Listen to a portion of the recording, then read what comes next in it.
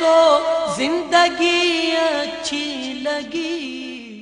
اعوذ باللہ من الشیطان الرجیم، بسم اللہ الرحمن الرحیم، اہدنا الصراط المستقیم، صدق اللہ العظیم و صدق رسولہ النبی الکریم۔ اللہ تعالیٰ قرآن مجید فرقان حمید میں ارشاد فرماتا ہے کہ لوگوں مجھ سے اس طرح دعا کرو کہ اللہ ہمیں سیدھے راستے پر چلا۔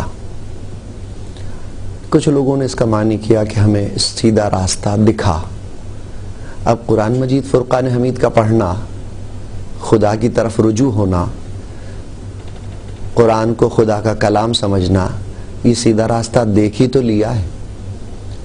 قرآن سیدھا راستہ تو ہے، رسول جو لے کر آئے صلی اللہ علیہ وآلہ وسلم، یہ سیدھا ہی راستہ تو ہے۔ تو اب اس کو دیکھنا نہیں کہیں گے، اسے کہیں گے کہ اے اللہ ہمیں سیدھا راستہ چلا۔ تو کیا چلے نہیں تھے؟ نہیں، چل تو رہے ہیں، قرآن پڑھ رہے ہیں، تجھ سے التجا، ریکویسٹ، مناجات، دعائیں تو کر رہے ہیں، لیکن ہم توفیق مانگتے ہیں کہ اس راستے پر ہمیں استقامت مل جائے۔ اس لیے کہ خود قرآن مجید فرقان حمید کی سورہ قصص آیت نمبر 56 میں اللہ تعالیٰ ارشاد فرماتا ہے اپنے حبیب پاک علیہ السلام سے کہ بے شک یہ نہیں کہ جسے آپ چاہیں اپنی طرف سے ہدایت کریں، ہاں اللہ ہدایت فرماتا ہے جسے چاہے، اور وہ خوب جانتا ہے ہدایت والوں کو، یعنی جو ہدایت قبول کرنے والے ہیں انہیں وہ خوب جانتا ہے۔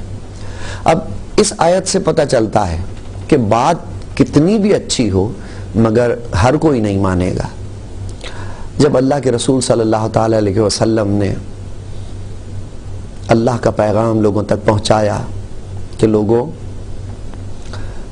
یہ اتنے سارے بتوں کے آگے تم جھکتے ہو، یہ انسانیت کی تذلیل ہے، بس کوئی ایسی ذات ہونا چاہیے، ایک ایسی ذات ہونا چاہیے جس کے آگے تم اپنی پیشانی کو خاک آلود کر لو، اپنی وہ ناک جسے اونچا رکھنے کے لیے نہ جانے کیا کیا کرتے ہو، بس ایک ذات ایسی ہونا چاہیے کہ جس کے سامنے اس ناک کو خاک آلود کر لو، اپنا سر جھکا لو، سر تا پا عجز و نیاز بن جاؤ۔ تو رسول علیہ السلام نے پہاڑ کی بلندی پہ کھڑے ہو کر ارشاد فرمایا کہ قولوا لا الہ الا اللہ تفلحوا، کہو لا الہ الا اللہ کہ تم فلاح پا جاؤ۔ بات کام کی تھی، دل میں اترنے والی تھی، اچھی تھی، سچی تھی، مگر پھر بھی ہر کسی نے نہیں مانا۔ بس اللہ تعالیٰ سورہ قصص کی آیت نمبر 56 میں یہی بتانا چاہ رہا ہے کہ ہاں اللہ جسے چاہتا ہے اسے ہدایت فرماتا ہے، تمہارا کام ہے صرف کہہ دینا۔ وہ خوب جانتا ہے ہدایت والوں کو کہ جو ہدایت قبول کرنے والے ہیں وہ عالم الغیب والشہادہ ہے، ان سے واقف ہے۔ بات کتنی بھی اچھی ہو 100% کوئی بھی نہیں مانے گا، ہاں بس اچھی بات وہی مانے گا جس پر اللہ کا کرم ہو۔ تو ہر وقت یہی دعا کرنی چاہیے کہ اہدنا الصراط المستقیم، اے اللہ میں سیدھے راستے پر چلتا رہوں، مجھے اس پر تو استقامت عطا فرما اور آئندہ کے لیے بھی توفیق عطا فرما۔ کئی لوگ قرآن پڑھتے ہیں، کئی لوگوں کے سامنے قرآن پڑھا جاتا ہے، سننے والے پڑھنے والے یہ دونوں خدا نخواستہ منکر نہیں ہیں، دونوں قرآن کو مانتے ہیں، لیکن قرآن پر عمل کرنا ان کے لیے دشوار ہے۔ اصل میں ایک خاص ماحول میں رہتے رہتے آدمی اس ماحول کا عادی ہو جاتا ہے۔ اب اس ماحول کے جو افکار و خیالات اور وہ جو تھیوری ہے نا اس سماج کی، جو سوشل ایکٹیویٹیز ہیں وہاں کی، وہ ان سے متعصبانہ طور پر متفق ہو جاتا ہے۔ تو جو کچھ جو کسٹم ہوتے ہیں، ٹریڈیشنل جو رسم و رواج وہاں کے ہوتے ہیں، وہ زندگی گزارنے کا جو ڈھنگ اور اسلوب اس کو ایک سماج اور معاشرہ دیتا ہے، وہ اس سے متفق ہو جاتا ہے اور اس سے نکلنا نہیں چاہتا، وہ اسی کو ٹھیک سمجھتا ہے۔ اور یہ ٹھیک سمجھنا اس کے لیے حق بات کو ماننے اور قبول کرنے میں رکاوٹ بن جاتا ہے۔ جیسے صاحب قرآن نے اس عرب کے ماحول میں اس وقت جب قرآن مجید فرقان حمید نازل ہوا، میرے رسول علیہ السلام نے کلمہ حق بلند کیا، تو جیسا وہ ماحول تھا، جیسا وہ سماج تھا، اس میں آپ کی بات کو قبول کرنا بہت مشکل تھا لوگوں کے لیے.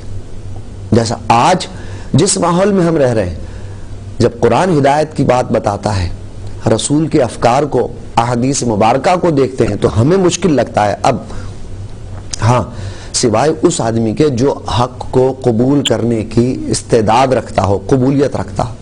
اب یہ زمانہ میڈیا کا زمانہ ہے، ابلاغ کا زمانہ ہے، برقی ابلاغ، الیکٹرانک میڈیا، پرنٹ میڈیا، علم کا زمانہ ہے، آگہی کا زمانہ ہے. چینلز کے ذریعے، ریڈیو کے ذریعے، پروگرامز کے ذریعے، مختلف اور دوسرے ذرائع، اخبارات، کتابیں، مختلف صحبتیں، لوگوں میں علم کی تو زیادتی ہو رہی ہے، لیکن اصل میں جاننا ہی سب کچھ نہیں ہوتا. علم مانے جاننا ہے نا، جاننا ہی سب کچھ نہیں ہوتا. اصل میں اس کو قبول کرنا ہے، اور یہ قبول کرنا ایک مخصوص سماج میں رہتے ہوئے، ایک مخصوص فکر رکھتے ہوئے، ایک مخصوص سوسائٹی میں رہتے ہوئے ان حق باتوں کو قبول کرنا، بس یہی سب سے زیادہ تکلیف دہ. تو اب اللہ تعالیٰ ارشاد فرماتا ہے کہ ہاں، اللہ ہدایت فرماتا ہے جسے چاہے، اور وہ خوب جانتا ہے ہدایت والوں کو کہ کون قبول کرے گا اور کون قبول نہیں کرے گا. ہدایت کو قبول کرنا اتنا دشوار نہیں ہے، لیکن اس کے لیے تھوڑا سا ذہن بنانا پڑتا ہے.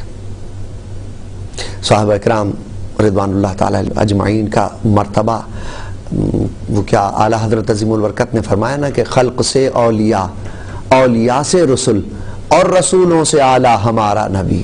تو خلق سے اولیاء، صحابہ اکرام کو اولیاء ہی کہیں گے، لیکن عام صالحین سے بڑھ کر صحابہ اکرام کا درجہ ہے کہ سرکار صلی اللہ علیہ وسلم نے ایک مرتبہ ارشاد فرمایا کہ میرا کوئی صحابی، اچھا صحابی کا کم سے کم درجہ کیا ہے؟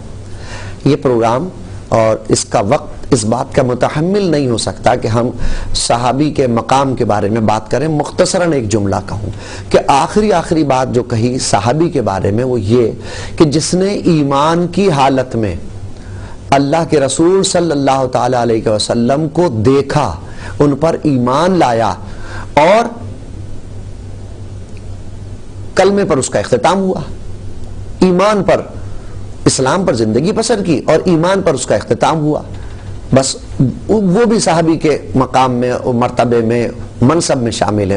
وہ بھی صحابی کہلائے گا کہ ایمان کی حالت میں جس نے دیکھا میرے رسول صلی اللہ تعالی علیہ وسلم کو. باقی تو پھر اور بہت بڑی باتیں، لیکن کم سے کم یہ.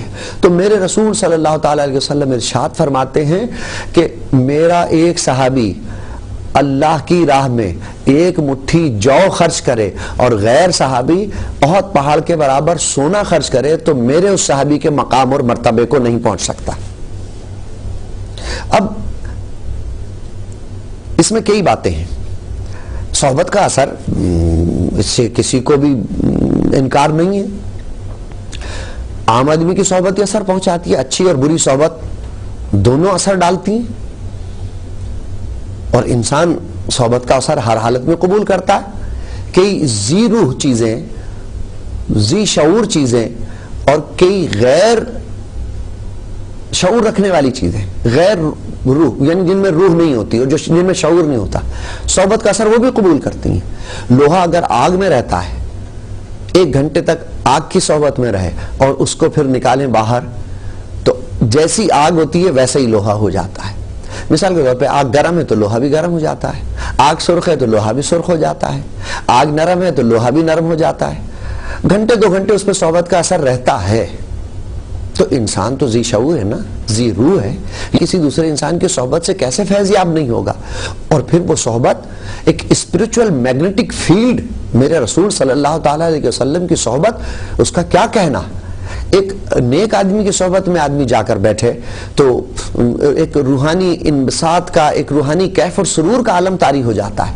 اور کسی برے شخص کے پاس آدمی جا کر بیٹھ جائے، وہ گالی گلوچ کرے یا سگریٹ پیے یا نشہ کرے یا اس کے عادت و اطوار ایسے ہوں کہ جو عام لوگوں سے مختلف ہوں، یعنی برائی کی طرف مائل ہو، تو طبیعت میں خود بخود تقدر پیدا ہونا شروع ہو جاتا ہے، طبیعت مقدر ہو جاتی ہے، گھبراہٹ ہونا لگتا ہے.